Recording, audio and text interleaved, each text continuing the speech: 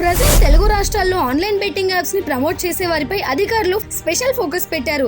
Recent గా YouTuber Harsha Sai content ద్వారా 13 లక్షలు నష్టపోయాను అని చెప్పేసి ఒక వ్యక్తి ఎఫ్ఐఆర్ చేయడంతో సైబర్ పోలీసులు అతనిపై కేసు నమోదు చేశారు.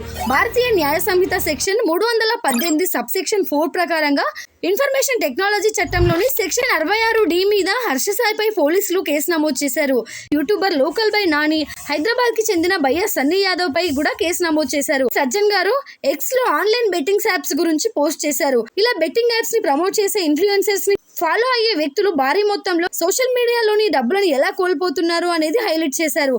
ఇలా ఈ రెండు తెలుగు రాష్ట్రాల్లో కూడా బెట్టింగ్ యాప్స్ నిషేధం అనేది అమలులో ఉంది. Telangana gaming amendment act 2017, Andhra Pradesh gaming amendment act 2020 ప్రకారంగా ఆన్లైన్ బెట్టింగ్ యాప్స్ లో పాల్గొనే వారికి 1 సంవత్సరం పాటు జైలు శిక్షతో పాటు 5,000 రూపాయల జరిమానా అనేది ఉంటుంది.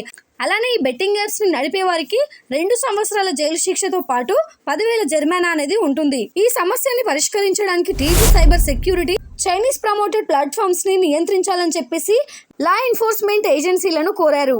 సో ఇలా బెట్టింగ్ యాప్స్ వల్ల మీరేమైనా నష్టపోయారా? అయితే కామెంట్ చేసి తెలపండి.